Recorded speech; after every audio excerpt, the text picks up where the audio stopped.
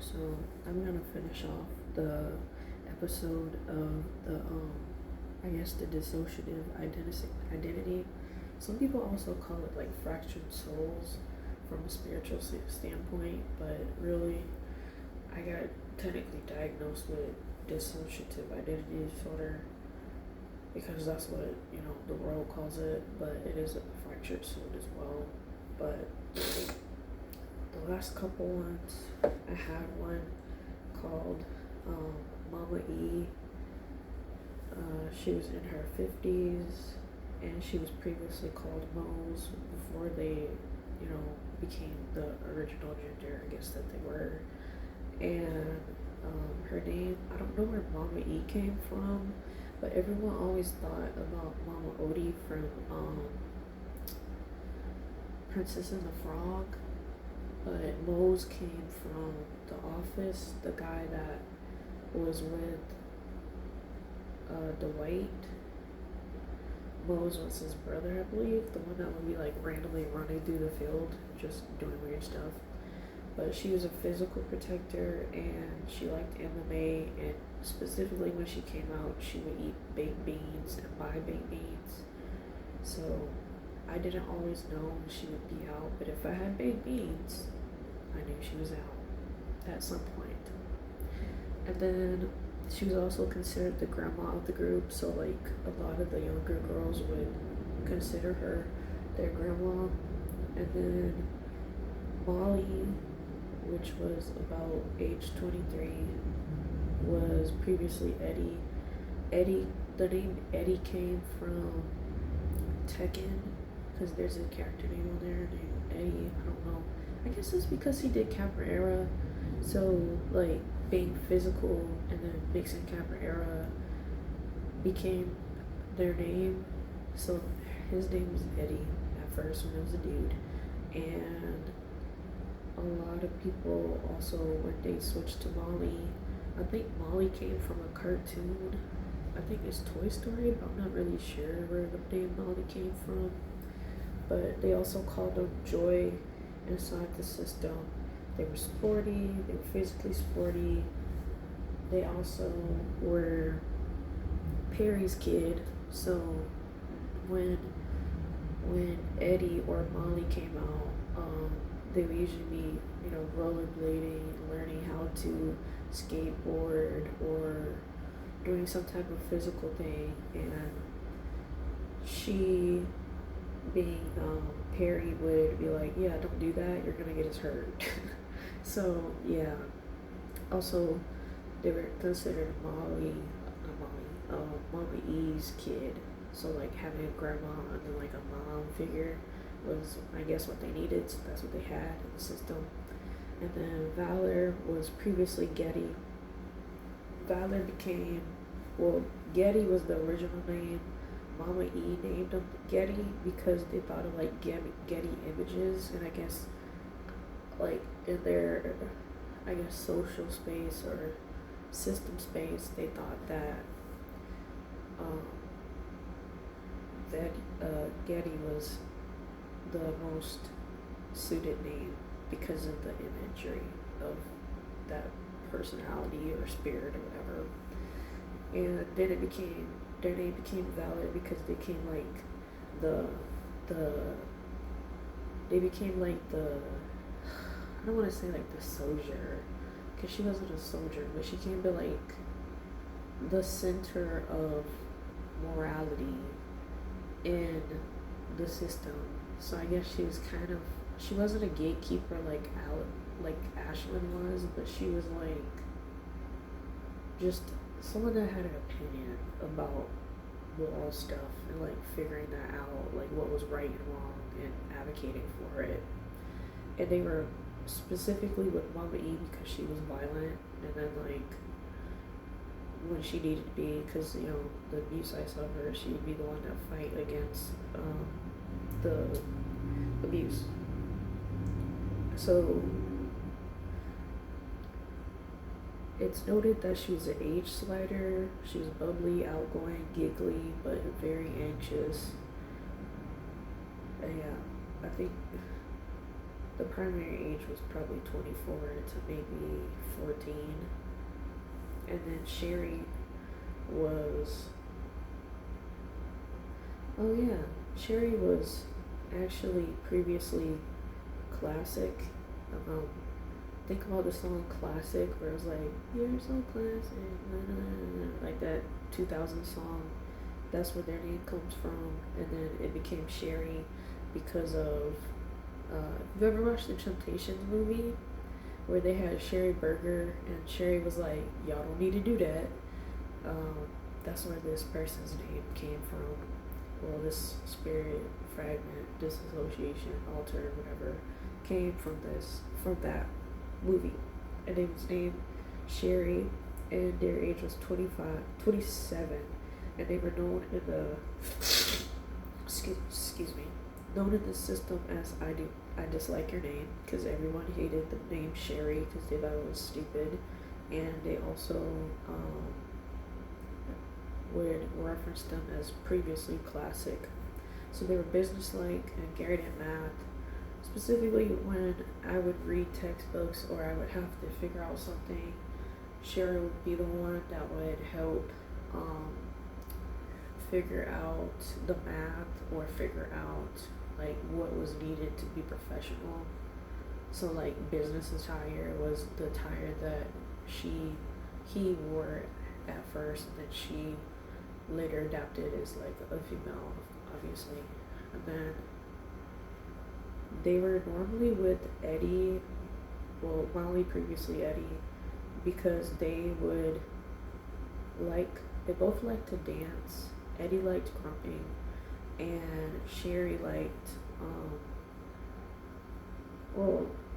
Eddie liked grumping, yeah, and then Classic liked choreographing. So they would kind of compete against each other about dance, and when they were dudes, they were competitive as like who's the best, you know. And then when they switched to being Molly and Sherry, they weren't really competitive. They're more suited each other.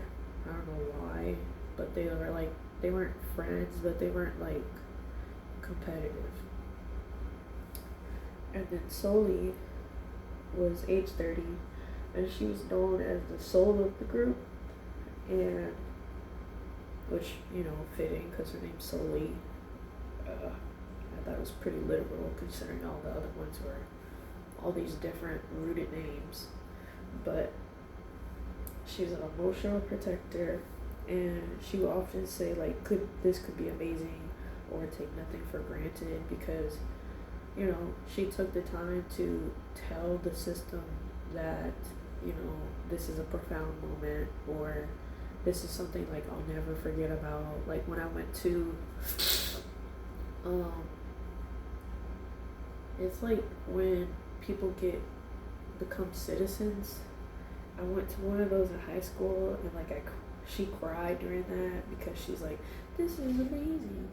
I got to see these people appreciate America, and like, you know, I don't think any of us really did at that time, because you're young and you don't really care about stuff like that. But seeing like other people take stuff for, like, seeing me as American take for granted what other people, you know, fought really hard for, helped me gain appreciation through her, you know. And then, you know, reading books about immigration as well does that, which I would also say is, as me doing that now, is a very profound experience to just read from different people's perspectives. And then OSS was originally Stephanie Sparks, because that was my email's name, and everyone thought it was funny that her name was OSS, also because the Spy Kids movies. I love those movies. I love the Dum Dums. They were beautiful. I liked all the movies. I even watched the fourth one. I still like the fourth one. Everybody thought it was bad, but I was like, it's still cute. Like, I liked it. But anyway, they named them OSS, and this personality annoyed me so much because That's a truck.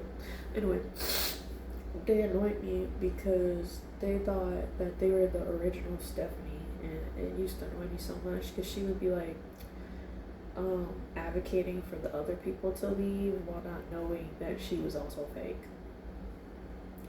Don't do that. I'm me. You're not me. I think she thought that because she remembered, I think, the furthest back compared to everyone else, and she had more, like, she remembered being 3, 9, 10, mid-high school, and I think people weren't connected to her, so she thought that she was the main one and that other people were fake. And I was like, no, like, you're still the alter, bro. You're not me.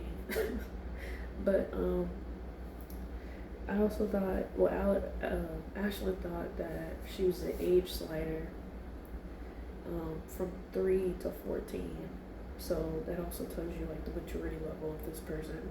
They keep like trying to force everybody else to be out while also not realizing that she's not real.